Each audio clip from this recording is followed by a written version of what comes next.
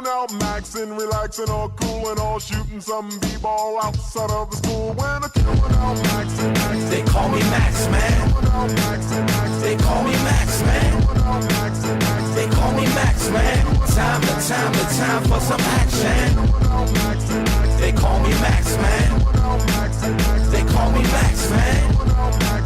They call me Maxx, man. Time for some action. I don't care what you seen, I'm doing it Maxx style. Hustling my voice, no longer the crack foul. You battle me? Futile. Cause when I step on the scene, I'm leaving it brutal. Ha! You like how I said that? This man has many styles. What's up, everybody? You know how I like to switch it up from time to time. Today, we have a very special guest. I featured his music on my channel, Mind Over Matter, for those of you who follow me on the regular. And those of you who may not be familiar with Mind Over Matter and all the incredible work that this artist, father, entrepreneur, hard worker, and this guy has a story. He's a self-made man. That's why I had to have him on this show, because the thing throughout all of my videos is inspiration, empowerment, encouragement, and to let all of us know that no matter who we are or where we are, we are never our circumstance. What matters is who we are today, not what we were or even what we can be if and when we focus on what is really, really important, and that is the core of who we are. Maxx Blazze is someone that I had met years ago when I was working on my independent CD. His older brother was someone who engineered my session, and his older brother had hooked me up, played some of his music for me, and I was very, very impressed. I met him and I knew that I had to work with him, and I actually featured him on one of my songs on the independent album, and at some point I'm going to play that song for you guys, but I decided that I would feature Mind Over Matter because it is a theme and subject matter that is in alignment with a lot of the things that I talk about. And speaking of Mind Over Matter, Maxx Blazze's story is really incredible. This is someone who has had some serious hard knocks, setbacks, but he did not let that stop him. And so I'm hoping that having him here today so that he can share his story with you guys would inspire and encourage you, and to also help you guys to see that there are hip-hop artists out here who are really working to bring another kind of voice to hip-hop. He brings elements of consciousness to his music. He does some of the other stuff too, but I really like the direction in which he's going. And so I'm going to shut up and let him tell you guys about him and his work. So Maxx Blazze, welcome to the show. And thank you so much for being here with us. Why don't you tell the audience a little bit about who you are and what it is that you have to offer? Okay. That was a very, very nice introduction. I definitely greatly appreciate that. I guess through my travels and my daily travels, I'm just learning to be humble on a regular basis.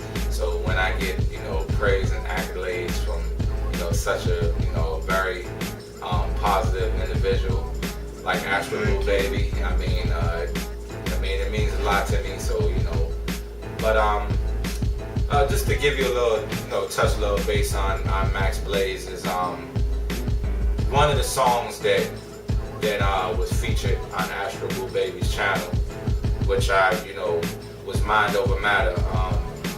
During that course of my life was the beginning of when I was going through my transformation, shall I say. Not the transformation. Well, I want to say one of the transformations, not the transformation, but one of the transformations that my life period, I have to say, has been an ongoing transformation. Starting from my younger days, from my mom passing very early, 13 years old. Father was, came around to drop off money, but not really being a dad. Being raised by my siblings who was very young. At the time of my mom, she was a heavily Christian person, and she raised in the church. I could remember at night. I want to say, right before she passed away, of her being in the hospital reading the Bible, thinking that was going to keep her alive because she was, such a spiritual individual. And then me being a 13-year-old kid, I didn't know any better. So I mean, they say have faith of a mustard seed. At that time, my faith was probably the size of a mountain because I had the faith of a child. I believed that reading the Bible was going to keep my mom alive. Like she was going to walk out the hospital from cancer, alive. The last thing, when me and my mom spoke was I went to the hospital right when they was getting ready to take the machines off her, and I asked her if, why didn't she pray? And, she told me she was too weak to pray. And the very next day, that's when, she passed on to the other side. That phase in my life, I went to a phase where I just hated God, church, God, anything that was that. I was 15, 16 years old. I had an extreme hate. I mean, because I felt like, everything that she was teaching me, I felt like it didn't work, So, that was one of my, that was that part of my life. So, from that point, typical case, growing up in Harlem. You started to rebel. Yeah. Growing up in Harlem, starting to rebel, not rebelling against my sister because she was 24 years old with her kids and she raised me and two of my brothers. So, but I was rebelling in general, just selling drugs. I was, when crack first came around, I mean, I was probably one of the first people out there on the streets with it. This is in the 90s, for me, the early 90s. Out there in the streets, selling crack. I mean, I remember people in my neighborhood that would walk up to me and say, your mom would be turning over in her grave if she knew you was out here right now. But, I didn't care because I felt like, God allowed my mom to be taken away. Mm-hmm. So I went from that phase to just getting deeper and deeper into drugs, deeper into the streets. Of course, getting incarcerated, then getting back into the church again, at that point, another phase, getting deeply into the church through incarcerations and, being real religious, coming out of jail, doing, did several years, 3 years, coming out of jail to being another transformation. Mm-hmm. Because, I guess in my life I always seek more. I never feel comfortable where I'm at, so I'm always looking and searching and looking. So I mean, I was to the point where the whole time I was incarcerated, I taught the Bible. I taught people to understand the Bible and things like that. And then, to feel like I through the spiritual mind, as of course Christians would say, I felt like I had this great understanding through the Spirit. How they say, and then which is wild now because I followed that path. I want to say maybe 2 years after coming home from incarceration, to find myself still stuck in the same place that I felt like I was all of my life. So I want to say now, I opened up my eyes to more things, and for me, I just like I said, my life is just always constantly searching and seeking for more. So I guess the best way I can put it is I didn't feel like I was getting more, even though I went back to the church, and not nothing against the church or any religious person. Right, we want to make that clear, yeah. Because like I said, I was, I don't want to say they're like, I'm better than you guys or whatever the case may be. I was just saying that I understand where you what it is to be a Christian and how you feel about your faith. So I'm not knocking any person out there, but for me, I just felt like it was time to evolve. I guess I'm just tired of seeing the same thing over and over, especially with black people, you know, my people. You know, I'm not racist or prejudiced, but of course, as me being African man, that, you know, I have, you know, a special kind of love for my African people. So, you know, I guess I just feel frustrated with us being at the same points of, you know, being number one when it comes down to the age rate, being number one with no dads at home, being number one in incarceration, and then, you know, seeing how faithful my people are, you know, to a source foundation of existence, which is God, but not getting anywhere. So, you know, I just felt like it was time for me to start asking questions and not living off of blind faith, you know, and, you know, I wanted to live off of knowing. You know, I wanted to wake up in the morning, look in the mirror and say, I know, you know, that this works, I know that that works, I know, you know, I just wanted to know and stop, you know, instead of just, you know, accepting what was given to me. Mm-hmm. So, you know, I just to say that that's the way I, you know. Right. And that's very profound. So you said that at one point you decided to get in the church after, you know, years of being angry at God and being angry because your mother was no longer here, and of course all the baggage that came along with, you know, selling drugs and being incarcerated. What was the catalyst? Like, what happened in your mind that made you say, hey, this is what I need to do, I need to go here? Because it seems like somewhere along the way you made, I'm sure it didn't happen overnight, or did it? It very well could have been. What was that defining moment that made you say, hey, I need to get into my spirituality, I need to go back in this route, even though you lost your faith? Well, I have to partially give some. When I went, so you're saying when I went back to the church? When you went back, yes. Okay, the defining moment that brought me back to the church was, I have to be honest, it was a day in particular where I was, I wanted to just bring this out because there's a lot of experiences, but there was a time in particular that I had made a promise to God that I wouldn't sell drugs anymore, that I would stop because I had got a situation in Virginia where I almost was in custody, looking at a whole bunch of time, and it was the first time I ever was caught with any drugs, and you know, at the time I was also taking care of female and her kids who wasn't mine, and I want to believe the police officer is seeing the honesty that I wasn't just out there selling drugs, but I had a purpose behind what I was doing, and he kind of felt sorry for me. But to make a long story short, I had made a promise that I wouldn't sell drugs anymore. When that police officer, when I went to court, I mean, all the drugs had disappeared, so they had to throw the case out.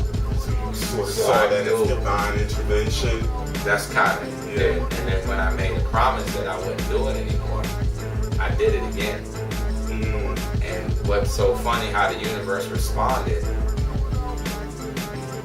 The first day that I went back to sell drugs, I got locked up that day, and I did a year. You know what I'm saying? But so that's when I was like, well, this must be God, you know, Jesus, and, you know, thank you. But, you know, I knew you did that because I made a promise, so then that's when I had got back into the church. Right. And you know, that's very interesting. I've talked about how we make agreements and covenants all the time. Sometimes it's unconscious and sometimes it's conscious, and you made a conscious agreement. And this is the thing, this is how powerful the universe, God, Allah, whatever, Jesus, whatever you want to define it, once we make a covenant or an agreement to do something, we are held to that. So it doesn't matter what we believe per se. What matters is that we be true to what we believe, because we're going to be tested on it. So why don't you tell everybody about the period that you went through when you went back into a gray area. After you went back to church, you went through this sort of dark period. Tell us about that. What was the defining moment for you at that point? Okay, well, it's well, I want to say that that's my first incarceration. Well, like food, went back to the dog, goes back to the vomit. I went back again, and you know, this second time around, I got really deep into. So I got a little bit deeper into it then, you know, because I was a little older and a little bit more wiser, so the money was coming in a little bit more faster. And but at this point in time, I just didn't want to. I was also selling drugs to people and praying for them at the same time. So it was like I was contradicting myself, and I felt the contradiction, and I felt the pain for the people who was out there struggling. And at that point in time, that's when I knew that, you know, selling, you know, anything with hard drugs or, you know, man-made, you know, drugs that, you know, that was created by man, I just knew that it wasn't for me to touch or to deal with. So once again, you know, I stood in front of my door. These are real life stories. I stood in front of my door. I was actually going to make a drug sale, but I had cried before I walked out the door, and I was like, you know, God help me to stop. Mm-hmm. And when I walked out the door, you know, lo and behold, the person who I was making the sale to was an undercover. And he set me up that day, that same day, right when I cried and walked out the door, got set up that day. And then that's when I did the 2 years. And leading up to teaching people the Bible in jail, to coming home and facing reality. But saying that I was still following the same patterns. What my faith was, it wasn't sustaining. I can't really explain it, and that's where the gray area came, because I didn't feel no substance in my life, and I wasn't feeling like I was being sustained. And I mean, I was always told, if you want something different, you gotta do something different. So I've been doing the same thing all my life. So true. So it was at that time I didn't know which direction I wanted to go in. But my sister, she is a very spiritual person. Yeah. And my sister had been kind of nudging me to get back more into being an African, to understand what it is to be an African descendant, to understand in communication with your ancestors and things like that. I mean, it all seemed like witchcraft to me at one point, but I was still saying, well, something's working for her, but I keep finding myself in the same place all the time. Right. So currently, I mean, for me, like I said, I'm not knocking nobody else. For me, I had to ask questions. It was time. I mean, you know, especially with everything I know about the Bible, it just felt like it was time for me to actually really know or see what I know is really reality for me.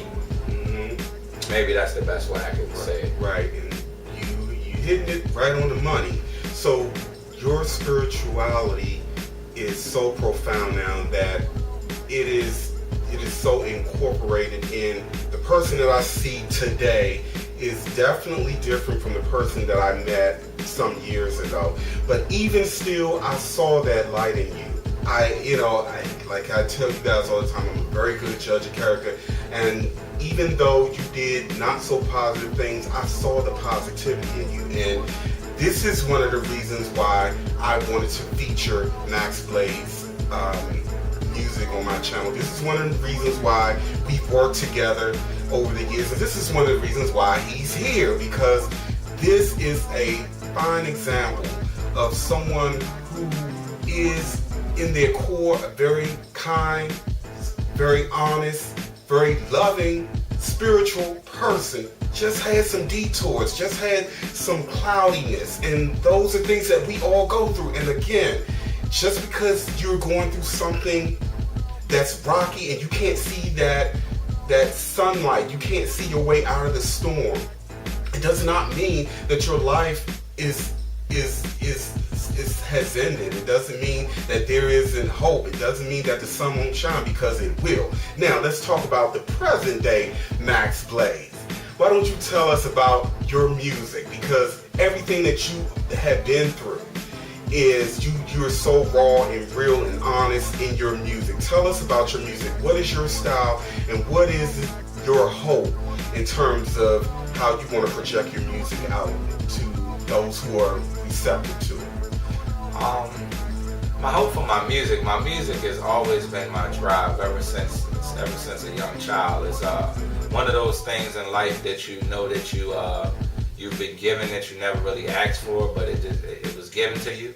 You know, from a young child, I want to say from kindergarten, I was trying to rap and write rhymes. I mean, so it's been something that's been a part of my life for a long time. So now, just given that opportunity, I know that everything and all the travels and everything that happened in my life shaped me to this point that I am today.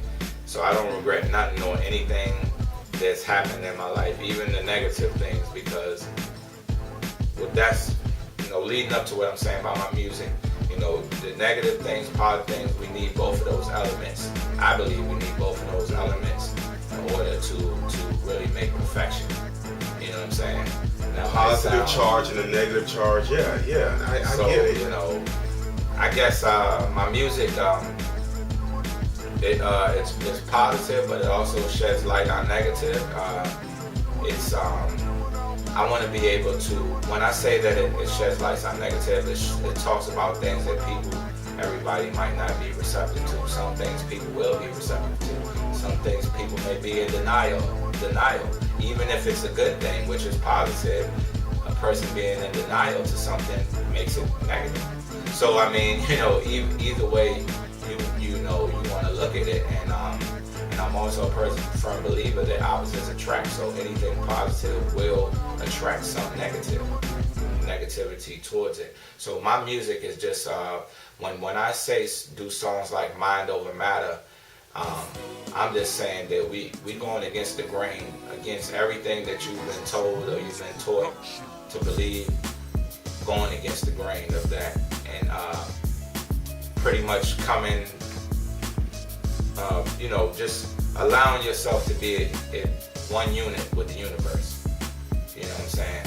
That you can have your mind, your mind is one with the universe, is over everything else that's around you.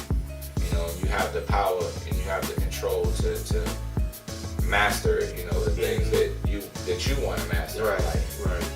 You know what I'm saying? So with my music, I'm trying to shed that light. I'm also, like I said, I'm also here to have fun too. It is music, so I'm not gonna have songs, that's gonna be about preaching messages in every song. Some songs are just gonna be strictly for having fun. Just like, you may watch a movie that's educational, roots, whatever you may have, or then you may watch Men in Black or something that's science fiction that's not true at all. So it's different purposes for different things. Right. So I'm just trying to have something out there that everybody can relate to. Some people may want to party with me, some people may want to get some knowledge from me, but it's all going to be in there collectively. Yeah, the multi-dimensional aspects of Maxx Blazze is in your project. Why don't you tell the people the name of your most recent album project? My most recent album project is called To the Streets. The name of it is called To the Streets, and it's featured on iTunes. If you'd like to check it out. Yeah, and I'm not only going to put that link above this video vlog, but I'm going to also put Maxx Blazze channel so you guys can check out more of his music. He's doing live performances. Let's support brothers like Maxx Blazze in hip hop. I predict within the next 3 to 4 years that the kind of music that Maxx Blazze is evolving into more so will be the dominant force on this planet. And when I say the kind of music that Maxx Blazze is doing, that's production. It's all about raw honesty, realness. No matter how much one may deem it or label it as cheesy, lame. What are some of the other terms people label music that's honest but may not have a lot of profanity and all the worldly elements to it? You know, y'all get the gist of what I'm saying. The guy does real honest music. He's a real honest person, and I totally admire everything that you've done with your life. This guy is an awesome father, an awesome husband, awesome brother, an awesome artist, and I want you guys to support him. Maxx Blazze, thank you for being on the show. Before we go, I don't mean to put you on the spot, but you want to give us a little bit of freestyle, you know, so to kind of ride us out? Okay. Can I say one quick thing? Okay, sure.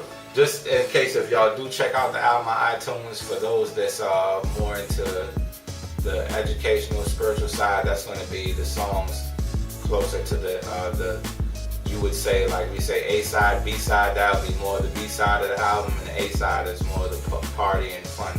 So the second half of the album is where, you know, the consciousness kick in. Cool. Thanks for telling us that. So yeah, just give us a little, just a couple of bars, you know. He wasn't prepared. I didn't tell him I wasn't prepared for this. But this is how good So let me see. Alright, I'm gonna give you a quick verse, alright? Real life, something real quick, alright.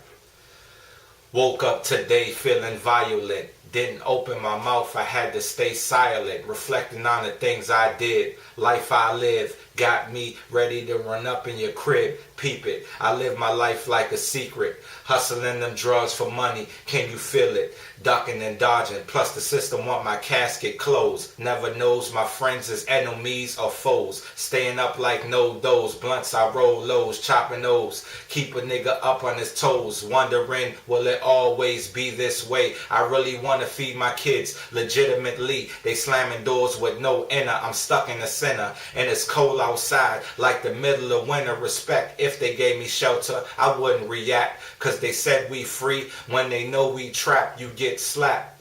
The streets will mold you, man. You better knuckle up, be a soldier, man. Alright, see? This is a real deal. Again, thank you, Maxx, for being here. Check this guy out. Let's support him and artists like him. And as always, family, you are loved beyond measure. Namaste. Maxx in reaction, all cool and all shooting some b-ball outside of the school. When I killing out Maxx and Maxx. They call me Maxx, man. They call me Maxx, man. They call me Maxx, man. Time for some action.